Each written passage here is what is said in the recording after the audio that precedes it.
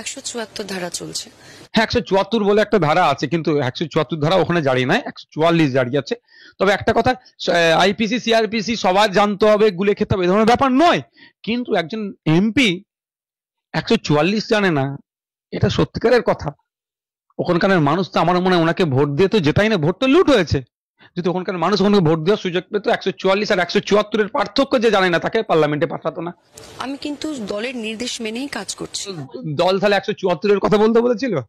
কেউ শিখিয়ে দিয়েছিল? মমতা ব্যানার্জি না অভিষেক বাবু?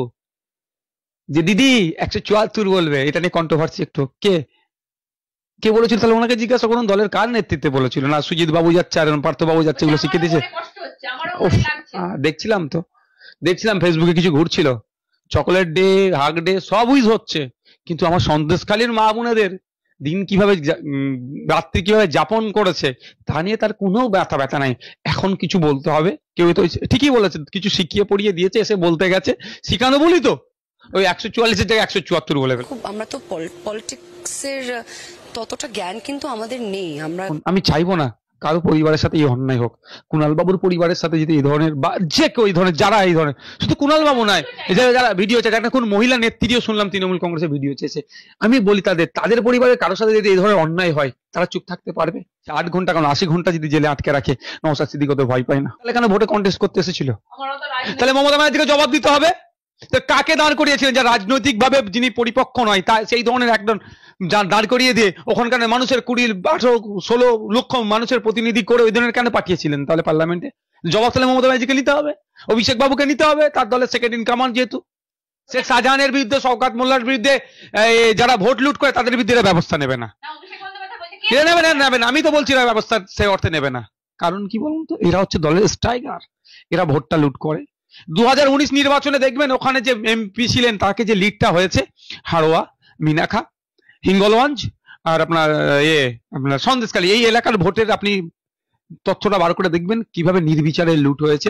তো এদেরকে বিরুদ্ধে এরা অ্যাকশন নেবে না। এদের বিরুদ্ধে অ্যাকশন নিলে তো ভোটে হেরে যাবে তৃণমূল কংগ্রেস, বা বোর্ডে করে ধামাকালি থেকে তৃণমূল কংগ্রেসের ফ্ল্যাগ নিয়ে মানুষজন ওইদিকে যাচ্ছে, তাদের বেলায় কোনো সমস্যা নেই। আর বিরোধীরা কখন কথা বলবে না কথা বলবে সেটা কি শাসক ঠিক করে দেবে?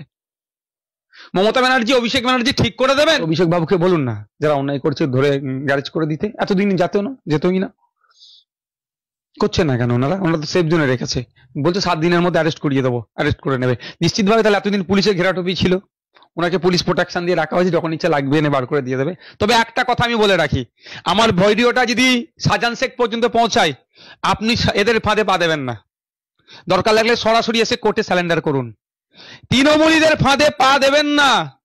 কারণ আপনার নামে যে কটা অভিযোগ আছে, যদি এদের ফাঁদে পা দেন, অন্তত 3 থেকে 4 বছর শুধু লাগবে বার হতে, জামিন হতে।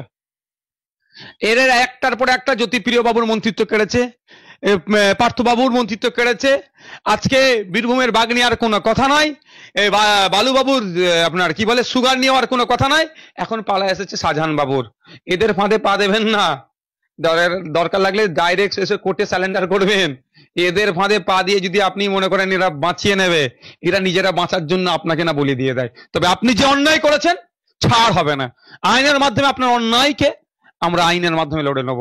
যেভাবে মানুষের হাজার হাজার বিঘে জমি নষ্ট করেছেন, জমিতে নোনা পানি ঢুকিয়ে তাদের চাষবাস নষ্ট করেছেন, আপনার ছাড় হবে না, আইনের মাধ্যমে বিচার হবে। কিন্তু আমি অনুরোধ করব, এদের ফাঁদে পা পড়ে দিয়ে যদি আপনি কিছু করে ফেলেন, আপনার এদিকে রাত তাকাবে না।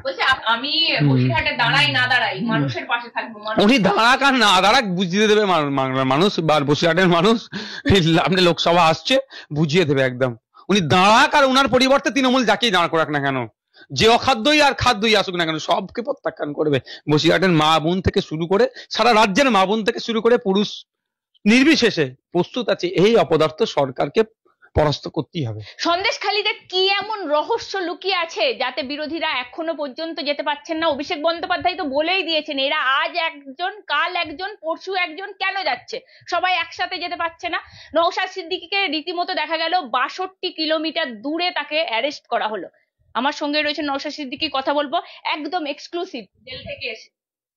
দেখুন, ব্যাপারটা হচ্ছে বলে, ওই যে অভিষেক বাবু নাকি বলেছেন একসাথে যেতে পারছে না, অভিষেক বাবু ঠিক করে দেবেন? যেটার মতো রাজনীতি করতে এসেছি আমরা, বিরোধী রাজনীতি করতে এসেছি, দায়িত্বশীল বিরোধী দল হিসাবে আমরা আমাদের মতো করছে। হ্যাঁ, আমাদের চালচলনে, কথাবার্তায়, আচার আচরণ যদি আইন বহির্ভূত হয় তার বিরুদ্ধে আইনত ব্যবস্থা নিতে বলবেন অভিষেক বাবুর পিসিকে। সন্দেশখালীতে কি আছে যে বিরোধীদেরকে আটকানো হচ্ছে? নাকি বিরোধীরা বলছে গেলে ওখানে উত্তেজিত করবে? তো আমি নওশাদ সিদ্দিকী আচ্ছা 54 দিন পরে ওখানে যাচ্ছিলাম, 54 দিনের মাথায়, এতদিন তো আমি যাইনি, তো উত্তেজনা বেড়েছে না কমেছে? ক্রমশ ওদের চুরি, দুর্নীতি, কার মহিলাদের ইজ্জত সম্মান থেকে শুরু করে, জমি লুট থেকে শুরু করে, ঋষি অরবিন্দ সাহেবের নামে মাঠকে দখলকে কেন্দ্র করে বিভিন্ন যে অভিযোগগুলো আসছে, কটা সমাধান করতে পেরেছে? ক্রমশ বেড়ে যাচ্ছে। আমরা বিরোধীরা যে যদি যায় তাদের সামনে দাঁড়ায়, আরো আমার মনে হয় কিছু এমন অন্যায় আছে সেগুলো হয়তো বলার সাহস পাচ্ছে না, আমরা গেলে আমাদেরকে বলতে পারে। আমরা মাঠে ময়দানে যেমন সন্দেশখালীর মানুষের হয়ে গণতান্ত্রিক প্রক্রিয়ায় লড়াই করছি, আইনে লড়াই করব এবং বিধানসভার মধ্যেও, আইনসভার মধ্যেও লড়াই করব। সেই জন্য আমার মনে হয় নওশাদ সিদ্দিকীদেরকে আটকে দিচ্ছে, বিরোধীদেরকে আটকে দিচ্ছে। আপনাদের সব তৈরি করা, আমরা যদি সব তৈরি করি ওনাদের কথা অনুযায়ী, তাহলে উত্তমকে কেন অ্যারেস্ট হয়েছে? শিবু হাজরা কেন অ্যারেস্ট হয়েছে? শুনলাম আজকে নিয়ে নাকি 130 জনের জমি ফেরত দিয়েছে। এগুলো তাহলে সাজানো ছিল? সরকার তো করছে যে এদেরকে অ্যারেস্ট করা থেকে, এদের নামে কি গণধর্ষণের মতো মামলা আছে, তাহলে কেন দিয়েছে? দাঙ্গা লাগাবার চেষ্টা করে, তার বিরুদ্ধে প্রশাসনকে ওই 144 এর নামে বা 65-62 কিলোমিটার দূরে আমাদেরকে আটকাতে হবে না? আমাদের মধ্যে কেউ, বিরোধীদের মধ্যে কেউ যদি এই ধরনের অপকর্ম করতে চাই, মানুষে বিভেদ করতে চাই, এই দাঙ্গার যে কথা বলছেন যদি করতে যাই, তাদের বিরুদ্ধে আইনত ব্যবস্থা নিচ্ছে না কেন? শুধু কি করছে? 144 এর অজুহাত দিয়ে 60, 65, 70 কিলোমিটার দূরে দূরে মানুষকে আটকে দিচ্ছে। 144টা কি? 4 জনের অধিক, 5 জনের অধিক মানুষ যেতে পারবে না একসাথে। তো ঠিক আছে, কেউ, আমি আজকের কথা বলছি, আমি তো আজকে একা ছিলাম, আমাকে 62, 60, 65 কিলোমিটার দূরে আটকানো হচ্ছে কেন 144 এর নামে? এতে বোঝা যাচ্ছে সন্দেশখালীতে এমন কিছু রহস্য লুকিয়ে আছে। আমি নওশাদ সিদ্দিকী ওখানে চলে গেলে ওখানকার আমরা আদিবাসী মায়েরা, দলিত মায়েরা, মুসলিম মায়েদের উপর সাথে বা বোনেদের পরিবারের লোকজনের সাথে যে অত্যাচার হয়েছে সেগুলো হয়তো বলার সাহস পাবে, ফুল আমাদের সাথে মিডিয়া থাকলে মুখ খুলে দেবে, সাহস পাবে। সেই জন্য এদেরকে আটকে দাও, বিরোধীদেরকে যেতে দেবো না। কিন্তু তার দলের মন্ত্রীরা আচরণ ওখানে নির্বিচারে ঘুরছে, কোনো সমস্যা নেই, 144 হচ্ছে না। শুধু তাই নয়, আমরা কি দেখলাম?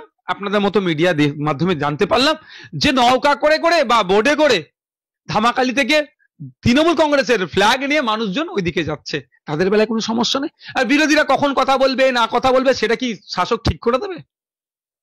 মমতা ব্যানার্জি, অভিষেক ব্যানার্জি ঠিক করে দেবেন? ও বাবা গো, ওনার প্রেস করে বলতে হবে, উনি এ করবেন তো? ওনাকে আমি বলছি ক্যামেরার মাধ্যমে, নটোরিয়াস ক্রিমিনাল শওকত মোল্লা, ভোট পরবর্তীতে আমাদের যে হিংসার শিকার হয়েছে, আমাদের কর্মীদের বাড়ি ঘরদোর ভাঙচুর করেছে, ন্যাশনাল হিউম্যান রাইটস কমিশন ঘোষিত নটোরিয়াস ক্রিমিনাল। আমি প্রেসের মাধ্যম দিয়ে ওনাকে বলছি ওনার বিরুদ্ধে অ্যাকশন নিক, তো দেখবো। তাহলে উনি বলেছিলেন গত পৌরসভা নির্বাচনে জিরো টলারেন্স, কি দেখলাম আমরা? ওনার বিধানসভার মধ্যে, ওনার লোকসভার মধ্যে যেগুলো আপনার কর্পোরেশন ছিল, পৌরসভা ছিল, মিউনিসিপ্যালিটি ছিল, কি নির্বাচন হয়েছে? পঞ্চায়েত নির্বাচনে ফকিরচাঁদ কলেজে বিরোধীদেরকে ঢুকতে দিয়েছিল, এজেন্ট থেকে শুরু করে প্রার্থীদেরকে ঢুকতে দিয়েছিল। কুণাল ঘোষ বলছে 7 দিনের মধ্যে শাহজাহানকে অ্যারেস্ট করবে। কুণাল ঘোষ মহাশয়কে সম্মান জানিয়ে বলছি, মুখ্যমন্ত্রী বলেছিলেন ডবল চাকরি দেবো 2021-এর আগে, নির্বাচনের আগে। ডবল চাকরি তো দূরের কথা, যাদের মেধা চুরি হয়েছে তাদের রাস্তায় নেবে প্রতিবাদ করতে গেলে মমতা ব্যানার্জির পুলিশ দিয়ে তাকে কামড় দিয়াচ্ছে। কুণাল ঘোষ মহাশয় এর উত্তরটা কি দিতে পারবেন? আপনাকে অ্যারেস্ট করার সময় আপনি বলছেন ভয় পেয়েছে মমতা, কি লুকিয়ে রেখেছে সন্দেশখালীতে? বলছি আপনাকে অ্যারেস্ট করা, আপনাকে আটকে দেয়া, সেটাই তো ভাবে পাচ্ছি না। নওশাদ সিদ্দিকী গেলে কি করে বলবে? মাত্র একজন তো বিধায়ক আইসেফের বা সংযুক্ত মোর্চা, গেলে কি অসুবিধা হয়েছে? মানুষজনের সাথে কথা বলবো, মানুষের কি অন্যায় হয়েছে শুনবো, তাদের সাথে সেটা যত জায়গায় উত্থাপন করব।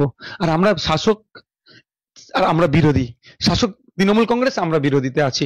বিরোধীদের কাজ হচ্ছে যেখানে অন্যায় হবে সেখানে গিয়ে সত্যটা জেনে দায়িত্বশীলী বিরোধীদের ভূমিকা পালন করে সেটাকে বিরোধিতা করা। শাসকের কাজ হবে সেটাকে নিয়ে রেকটিফাই করে যাদের সাথে অন্যায় হয়েছে তাদেরকে ন্যায় দেওয়া। তো কি হয়েছে? মানুষ সমাজ পরিবর্তনের জন্য রাজনীতির ময়দানে এসেছে। আমার আদিবাসী, দলিত, মুসলিম ভাই থেকে শুরু করে জনসংখ্যালঘু, সংখ্যাগুরু মানুষের যেখানে বিপন্ন হচ্ছে তার পাশে ছুটে যাচ্ছে। 8 ঘন্টা কেন 80 ঘন্টা যদি জেলে আটকে রাখে, নওশাদ সিদ্দিকী তো ভয় পায় না।